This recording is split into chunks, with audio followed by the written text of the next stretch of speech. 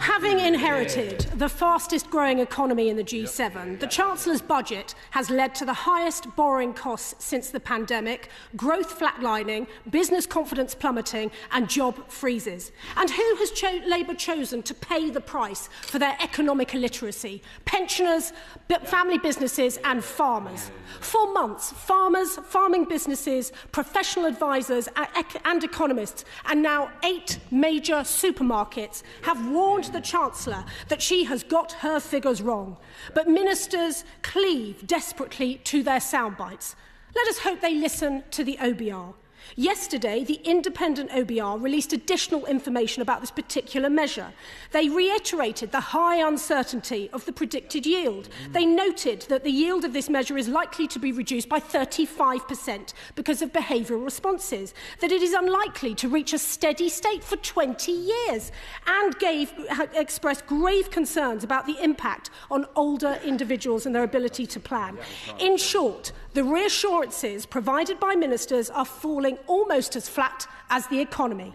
Now, the Chief Secretary has lectured this House about the perils of sidelining the OBR. So, in light of this analysis, will the Minister now commit to a full and proper review of this dreadful policy?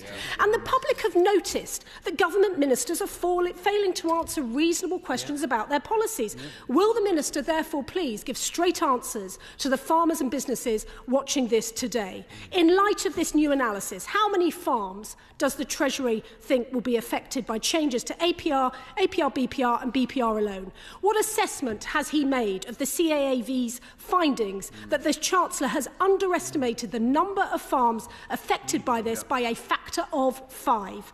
How many tenant farmers will be evicted?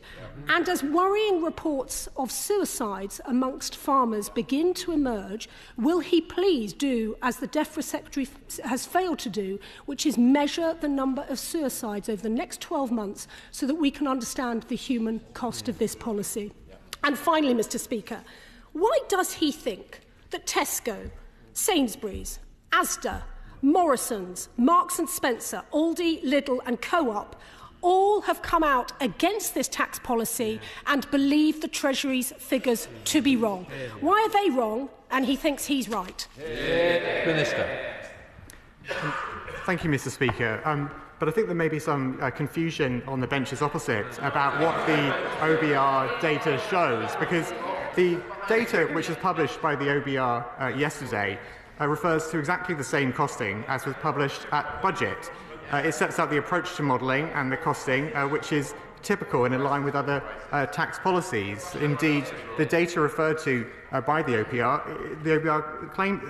makes clear in its statement the OBR's role is to provide independent scrutiny and certification of whether the government's policy costings are reasonable and central. And that's exactly what they've done in publishing this extra information showing the modelling behind the data that was published at the time of the budget. And indeed, the honourable member, the right honourable member, the shadow minister, asked questions about the data about the number of affected estates claiming APR and indeed APR BPR, some 530 as an upper estimate, are in Table 1.1 of the OBR document published yesterday, which is consistent with what we have been saying for many months since the budget. And I think that one of the confusions on the benches opposite is to confuse the value of farms with the value of claims under inheritance tax. And the only way to truly understand the impact of changes to inheritance tax policy on inheritance tax claims is to look at the claims data itself. In terms of working with the retail sector and large supermarkets,